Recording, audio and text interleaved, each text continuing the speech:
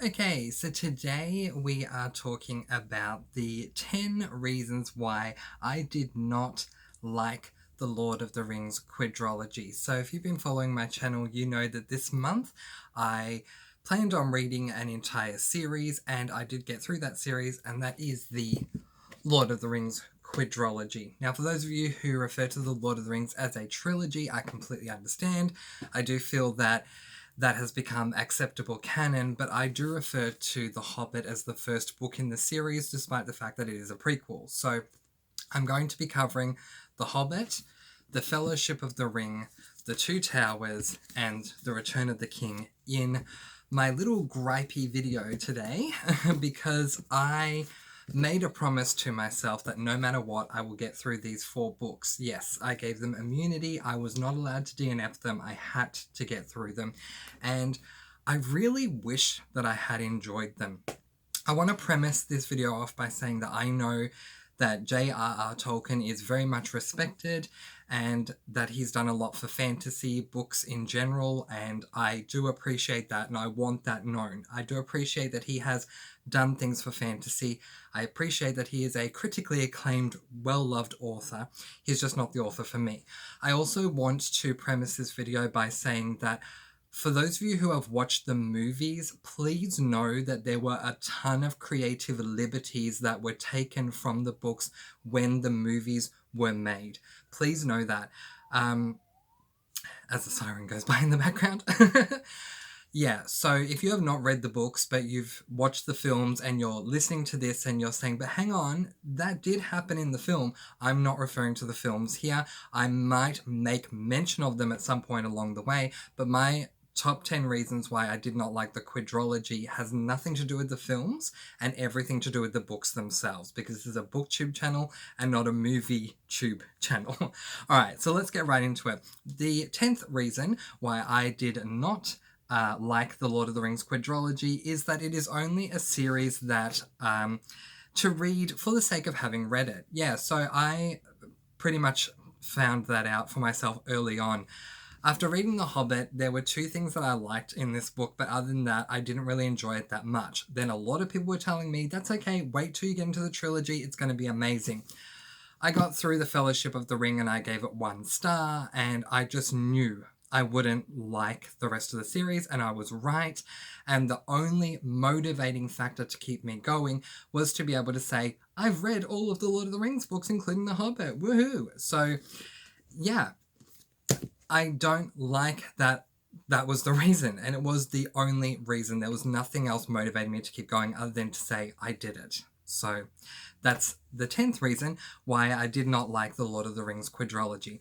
Coming in at number 9 is Sam and Frodo's relationship. So clearly this is going to be a spoiler video. If you have not read the books and you don't want to be spoiled, please know I am talking spoilers here because I assume you've read them and you want to know why I don't like them. Excuse me. So let's talk about Sam and Frodo's relationship. So they don't come up in The Hobbit, but they are certainly there in The Fellowship of the Ring, The Two Towers, and The Return of the King. So here's my qualm with this, with J.R.R. Tolkien. Clearly there is something going on there. Now, different people who have reviewed different books have put this in their own way, and I'm not going to be so brash, but I'm just going to say it neutrally. Clearly, J.R.R. Tolkien has written these 2 characters in a way that can make the reader think that they are in a relationship, or that they're going to be in a relationship, or at the very, very least, if you don't want to accept either of those points, that Sam wants to be in a relationship with Frodo. My problem with this, and obviously if you've read it, you know that Sam and Frodo don't end up in a relationship, and in fact Sam ends up getting married to a woman, so that never happens. But my problem with this is when an author teases out something to make it look like it is something, and that thing doesn't eventuate, it is extremely annoying. The amount of times that Sam professes his love for Frodo. Now, I understand that early on he's just doing these things because Gandalf told him to do it, and that he likes Frodo as a person, and that's fine. But as the Lord of the Rings trilogy moves on, so I know I'm talking about the quadrilogy, but specifically for Sam and Frodo, they're only in the trilogy. As the trilogy moves on, Sam becomes more and more invested in Frodo. Understandable, they're both working on this quest together, but he becomes more and more in love with Frodo, to the point where he gets to the point where he says, "I love you, Frodo." And he doesn't say it in a way, or at least doesn't come across in a way that makes it sound like he's saying it as a friend. It certainly comes across in the books like he's professing his love, his absolute love, I like you kind of thing. But obviously, the way that Tolkien writes, he wouldn't write like. But you know what I mean. So the fact that they didn't end up together at all was really annoying, because it certainly seemed to be going that way, and it didn't end up going that way. So that just annoyed me, because it felt like it was going to end up there, even if it was in the last couple of pages that they decided to be boyfriends. That would have been fine for me, but it just didn't happen. And yeah, that was the 9th reason why I did not like the Lord of the Rings quadrilogy. Coming in at number 8, we have descriptions. Okay, Tolkien, if you've read any Tolkien, or, well, let's keep it to the quadrilogy. If you've read any of these books, you know that Tolkien loves his descriptions. We cannot walk past a tree, a rock, a house, a room without Tolkien spending pages upon pages upon pages upon pages describing how it looks, how it makes you feel, how it literally physically feels. And yeah, it just gets extremely annoying. So I'm the type of reader who, I have a very extremely vivid imagination, so if I'm reading something, I can picture it in my mind. You don't need to give me too much at all. In fact, you can say that your characters are walking past a massive rock, and I can imagine that rock in my mind. You can go a step further and say that your characters walked past a massive grey rock. Okay, now I can see the colour of the rock, but I don't need you going into details about how some of the edges were sharp and some of them were smooth, and this is exactly how big it was, and if they tried to climb over it, they would need to have 5 people standing on top of each other just to be able to get... I don't need all that information. And Tolkien, he doesn't do this once, he does it all the way throughout the quadrilogy. If they come across something that can be described, trust me, it will be described, and it will be described for pages upon pages upon pages. And that is the 8th reason why I did not like the Lord of the Rings quadrilogy. Coming in at number 7, the songs. Now, I know that there are people out there who gave any of these books 5 stars on Goodreads. In other words, if you don't know the rating system, 5 stars means you absolutely love this book, you're obsessed with it, it's the best thing you've ever read, okay, or one of the best anyway, because 5 stars is the highest rating you can give, who have said they don't like the songs, or that they actually skipped the songs. Bless them for being able to skip the songs, because for me, if I'm reading something, I can't stop reading it. In fact, in the very first Harry Potter book, which I just so happen to have right here, the Sorting Hat sings a song. If you haven't read this book, I'll be very brief. The Sorting Hat sings a song. I couldn't very well skip the song. I need to read the song to know what he is singing about. And in fact, this song contains some very pertinent information. It is the exact same thing when you are looking at the Lord of the Rings quadrilogy. These songs aren't just annoying songs that are being sung. They contain pertinent information. However, there are way too many songs. Now, I'm not going to sit here and say that I don't like musicals, whether they are in film version or stage version, because I could list a myriad of musicals that I love. I could list a certain amount of musicals that I've actually been in. That's how much I love musicals, but this was just way too over the top. My next problem with the songs is that it seems that Tolkien would rather his songs follow the rhyming couplet, so every second line would rhyme. The problem with that is if you have such a long song in the middle of a chapter and you're used to every second line having to rhyme, your mind will click to that and get used to every second line rhyming, that by the time you get back to the actual story, you are anticipating the second sentence to rhyme with the first sentence, or at least the second line to rhyme with the first, and it takes a little while to get back to the reading style. If J.R.R. Tolkien had only done songs once every book or only twice every book, it would have been a different story, but he puts them in wherever he can. Now, I understand that singing is one of the Hobbit's forms of entertainment, and I also appreciate the amount of information that came out of those songs, especially when they were sung by others that weren't hobbits, such as the dwarves and such as the elves and so on and so forth. But still, it was just too annoying for me, and every time I got to that point, I couldn't help but roll my eyes and say, ugh, another song. So that is the seventh reason why I did not enjoy or like the Lord of the Rings quadrilogy. Coming in at number 6 is what I'm going to call no protagonist, no show. This is extremely annoying, and my annoyance level is going to go up and up the further up I progress from here on out, so just be warned. This is extremely annoying. Again, if you have seen the films, please know that this was done differently in the films to how it was done in the books. What I mean by no protagonist, no show is exactly this. Whoever the protagonist is at that time, which is extremely confusing. In The Hobbit, it is Bilbo Baggins. That is very easy to determine. But in the Fellowship of the Ring, the Two Towers, and the Return of the King, it really depends on what part of the book you're reading, because all of these books are split up into 2 sections. The first half being about everyone who's not Frodo and Sam, and the second half being about Frodo and Sam. Again, the difference with the films is that they would go one scene everyone, one scene Frodo Sam, one scene everyone, one scene Frodo Sam. The books aren't like that. The first half is everyone else doing what they do and completing that. Then the second half starts Frodo and Sam, and they complete that. So we need to keep in mind that depending upon what half you're in really will depend upon who is the protagonist of that half.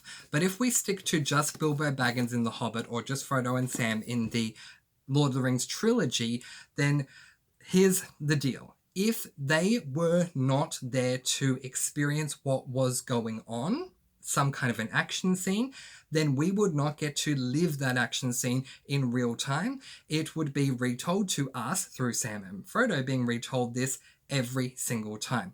I want to give a great example of Gandalf and the wizard in white in the beginning. I forgot his name, the Salmran or whatever it is, the evil wizard. So in one of the films, really early on, the first time we see this, they have a massive wizard's duel. We do not see this play out in the book. What we get instead is when Gandalf re-meets up with the team of people, whatever you want to call them, the crew, he then retells this story, and he retells it in a way that's not exciting at all. Oh, I was held up because I met with Samron and we had a bit of a fight, but now that's over and moving on. This is extremely annoying because a lot of these books are, the majority of each book is not action-packed anyway. So then to have a retelling of what's going on rather than actually seeing these things play out when they're happening was extremely annoying. And that is the 6th reason why I did not like the Lord of the Rings quadrilogy. Coming in at number 5, we have lack of magic systems. Now, I'm going to talk more about Gandalf a little later on in this video, but I need to separate the category of magic systems first. So I love fantasy books. In fact, one of my favorite series of all time is the Mistborn trilogy, at least. I've finally read the full original trilogy of the Mistborn series by Brandon Sanderson, and Sanderson is known for having a well fleshed out magic system. There are other books as well that have really extremely well fleshed out magic systems. While Harry Potter is a soft magic system and Mistborn is a hard magic system, you cannot deny that if you have read the Mistborn series, or if you have read the Harry Potter books, or if you've watched the Harry Potter films, that you kind of know what's going on with the magic. You know how it works, you know what it does. You know, it's very much explained through the books and through the films. In The Lord of the Rings, there is a magical character. There is a wizard by the name of Gandalf. We know nothing about his magical abilities at all. The only thing that we can ascertain is the little scenes that he has that we read. Now, again, I am referring to the books and not the films. Although even in the films, the magic is not explained, there are many more scenes with magic in the actual films than there are in the book. Please know that there's probably about 2 or 3 magic scenes in the entire quadrilogy, where in the movie there's probably about 7 or 8. So there's a whole lot more that goes on in the film. But there is no explanation as to He's a wizard. What can he do? What can't he do? How does he access his powers? How does he use his powers? Does he have limitations? How does it all work? There is no explanation as to anything to do with the magic system that Gandalf and Sammaron, or whatever his name is, has. None at all. And that just really annoys me, because for me, while I understand that there are many different definitions of what a fantasy book or series is, please know this, I'm well aware that there are many different definitions. For me personally, a fantasy book that I'm going to enjoy is a fantasy book that's magic system is at least 50% of the book. I would say that the magic system is about 5% of this entire quadrilogy. And so to me, I did not enjoy that because it's not prevalent at all. There are books that only have magic as 50% of the book. There are other books that have magic, like Mistborn, and it's like 90% of the book, or Harry Potter, which is more like 95% of the series. So, you know, this is my point. I love to have well fleshed out magic systems, or at least have the magic be predominantly displayed, or the dominant factor in a fantasy book or a fantasy series, and that is certainly not the case in this quadrilogy. It's probably about only 5%. That really annoyed me, and that is the fifth reason why I did not like the Lord of the Rings quadrilogy. Coming in at number 4, we have the questing. Okay. I'm done. I've gone crazy. I've gone loop-de-loop. I've gone round the bend. I am done with questing, okay? That is all thanks. All of this entire me not liking questing is all thanks to J.R.R. Tolkien. So, Book 1, Bilbo Baggins goes on a quest. Book 2, because of something that Bilbo Baggins did in Book 1, Frodo Baggins has to go on a quest. Book 3, Frodo Baggins continues on the exact same quest. Book 4, we are still continuing on with that quest until the very end, when the quest is finally over. I'm done with questing. Now that I've explained that quest is the most predominant factor, where for me I'd prefer it to be magic, but in this series, questing is the most predominant factor. It is, of the entire quadrilogy. Now let me explain why I don't like this. With the way that Tolkien writes his quests, and I do feel it's the same with the movies, although the movies did take a ton of creative liberties, so again, I'm going to keep it to the quadrilogy itself, the books themselves. With the way that Tolkien writes it, there is a pattern that follows each and every single book once whoever it is going on a quest has begun their quest. We travel. Somehow. We're either traveling on horseback, or we're walking, or we're traveling in some certain way. We travel, then we need to stop somewhere for the night to sleep. Before we sleep, we need to see if we have enough food or if we have enough water, and we might need to worry about that if those supplies are running low. We then need to discuss, are enemies coming our way, or are we going after enemies? Then we go to sleep, then we get up the next day and we travel, stop at our destination where we need to sleep, get off the horse or camp wherever we need to camp. Do we have enough food? Do we have enough water? Is the enemy coming? Are we going after the enemy? We go to sleep, and the next day we travel and we do it again. And that whole pattern exists all the way throughout this series. Don't get me wrong, there are some beautiful moments, like where the protagonist would end up with the elves, or they would end up in specific places that I liked. But I'm referring to camping out in the woods and being terrified about so many different things. Terrified about the enemies, worry about that they're going to run out of food rations and water and whatever else, and just being all worried the whole time. And it just gets not only boring, but it's extremely exhausting. And I got to a point, I think even after I read book 2, I got to a point where I said, I need a book that has no questing. My own personal preference, I need a book where someone just stays at home and doesn't even leave their house. But okay, if they want to venture out of their house, don't go further than their own hometown. And when they need to go to bed, please make sure they go home and go to their own bed, so that the plot drives forward, not being overshadowed by the concerns of traveling to a destination that is unknown. Because it just really got to me. And that is the fourth reason why I do not like the Lord of the Rings quadrilogy. Coming in at number 3, we have the writing style. It doesn't matter which book you choose. It doesn't matter where you go. If you have any of these books on your person right now, pick one and open it up to a random page and read one of the sentences and you'll know exactly what I'm saying. I'm going to randomly pick the third book. I've just randomly picked it. I'm going to randomly open a page and I'm going to read a sentence. Okay. Where are we?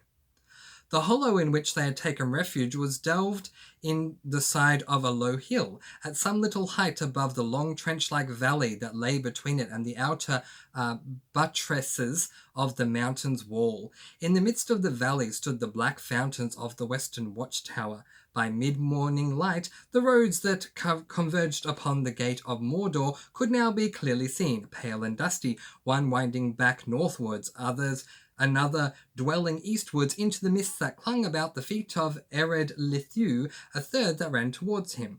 As it bent sharply round the tower, it entered a narrow defile and passed not far below the hollow where he stood. Westward to his right, it turned, skirting the shoulders of the mountains and went off southwards into the deep shadows that mantled all the western sides of Ethel Durith. Beyond his sight, excuse me. Beyond his sight, it journeyed into the narrow land between the mountains and the great river. He writes in what I refer to as ye old English. Now, I understand that may not be the technical term, but it's the term I'm going to use. He is not writing in current day language. Now, yes, I understand. Before I get a lot of comments in the comment section below saying, but Mr. Francy, J.R.R. Tolkien wrote this book several decades ago, maybe even a century ago, because honestly, I'm not going to research when it was written. But please know, I get that. I do. I understand that he wrote this a very, very, very long time ago when this was probably the way that everyone spoke. But the thing is, I am reading these books right now. And so I am commenting on what I thought of reading these books in this current day and age. And a lot of people who have given these books 1 star on Goodreads that I have looked through, because I want to see if some people agreed with me or they didn't or whatever. A lot of people, when they gave 1 star, the majority of the reasons why they did was because of the writing style. It's not an easy writing style to read. Sometimes you can easily get lost in translation because there are words that are used in these books that aren't used in this current day. So for some people, they may have to look up that word to know what is even being talked about. You know what I mean? And it's just ridiculous. So I understand that they are classics and they were written a long time ago, and I do not begrudge J.R.R. Tolkien for writing in the style that was acceptable at that time. But in this time, when you have modern day readers trying to read these books, it is absolutely understandable for any of these readers who are reviewing these books to say, this is a really tough writing style to read because it is written in English, but it's written in very old English that is very hard to understand. And that is something that can be easily distracting. It can be something that's very hard for you to know what he's even trying to say. And for those reasons, that is the third reason why I did not like the Lord of the Rings Quadrilogy. Coming in at number 2, overall, this whole entire quadrilogy on the whole, not everything, but on the whole, was extremely boring. It really was. Okay, now I am not going to just look at this from a one-dimensional perspective. I'm going to talk about a couple of things about when a book is boring or a series is boring, what that does. And first of all, I want to talk about the fact that when a book is boring, it is really easy to be distracted from that book. And I'm currently doing homeschooling at the moment, and anyone with my niece who is staying with us, anyone who is reading a book for primary school or for elementary school or for high school, wherever you are around the world, and you have to read this book for English and you're not enjoying it because you find it boring, you have my utmost sympathy, because there is a difference between reading a book that you love and a book that you find extremely boring. A very big difference. One of the biggest factors to take into consideration when you're reading something that you have to read, I forced myself to read these books, but still, I forced myself, so I had to read them, thanks to me, that you have to read is that it's very easy to get distracted. Very easy. I found myself reading any number of these books, pick any of them. I found myself having moments where I was reading them and thinking about what am I going to have for dinner that night? Or what else do I need to do that day? Or what plans did I have for tomorrow? Or did I have an appointment in a couple of days' time? And then realized I was still reading while I was thinking about what else was going on, and I'd missed a couple of pages because I was so easily distracted. So I had to go back and reread it, only to find out, as we hark back to point 8, that Tolkien was just talking about long-winded descriptions. But this is my point. It's so easy to get distracted when you're reading something that's boring that, yeah, you're not focused. The next point I want to make about any book or series that is boring is that you don't feel invested. You either don't feel invested in the characters, you don't feel invested in the plot, or you don't feel invested in either or both of those, okay? And that is one of my biggest issues with this series, is that I did not feel invested with this plot at all, okay? And I'm going to explain why when I get to my number one point, but I was not invested in this plot at all. I was invested in a couple of the characters, but I don't feel that the payoff was worth it, honestly, at the end of the day.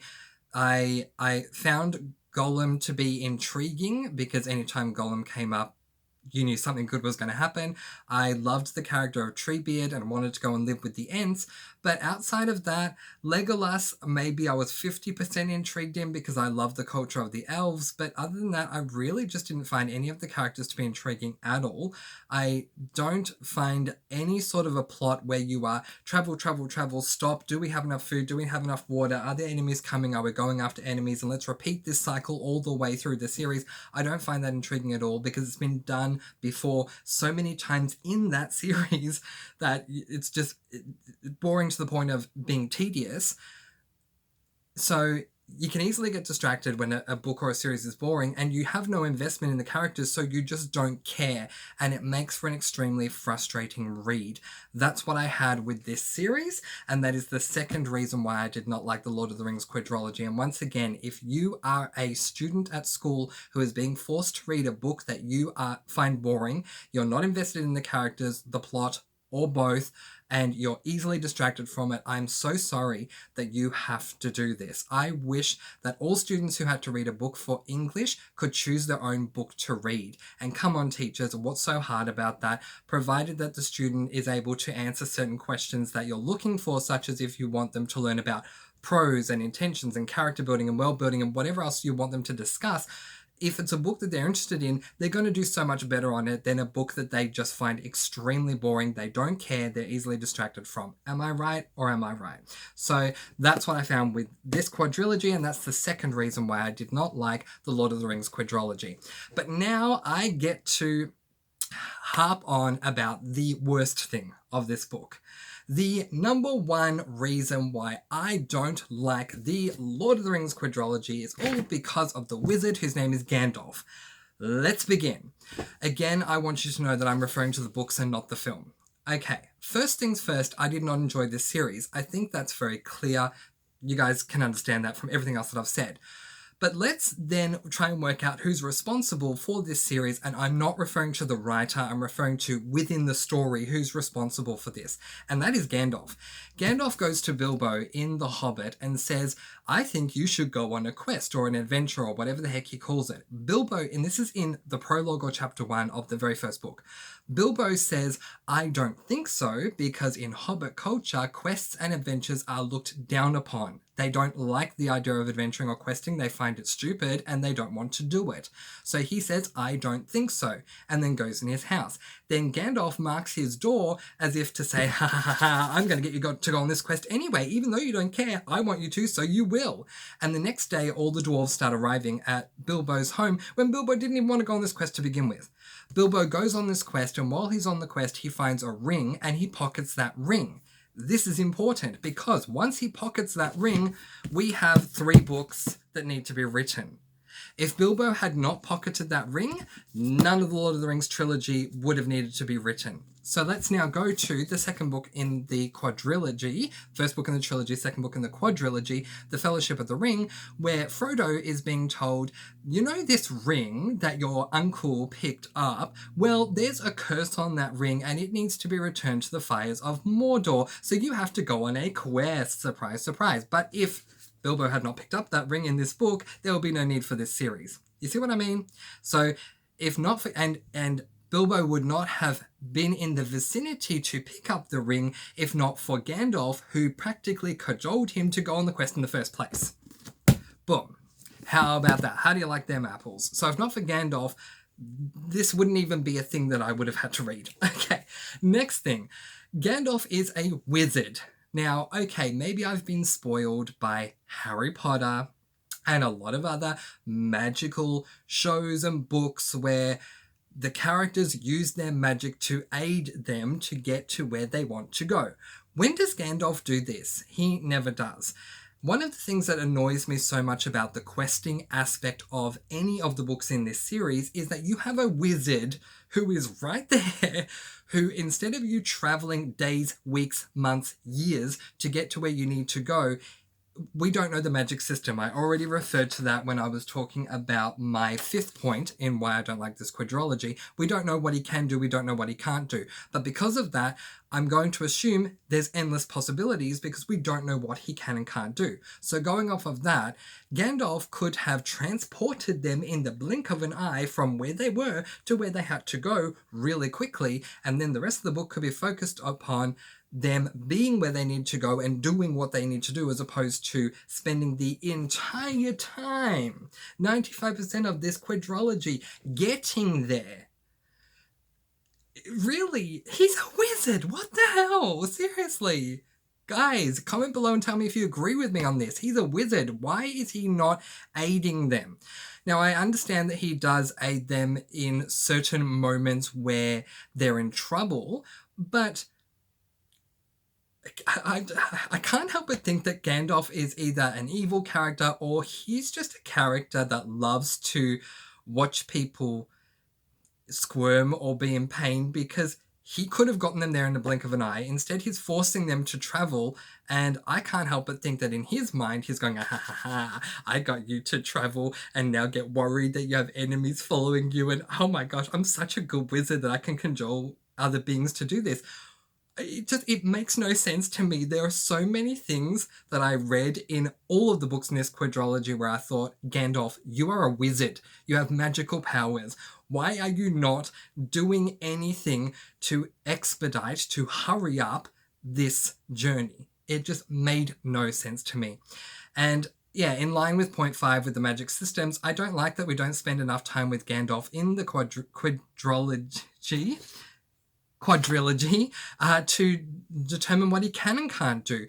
At least if there was more character building with Gandalf and Tolkien had said, well, Gandalf was an old and wise wizard, he didn't have a lot of magic, he was very limited in what he could do, at least that will be explained, but it's not. So that makes it even more frustrating. And that is the number one reason why I did not enjoy the Lord of the Rings quadrilogy, is because Gandalf could have done so much and he did nothing. Well, he did next to nothing for them, at least in as far as expediting this journey to get them from the Shire, boom, to Mordor.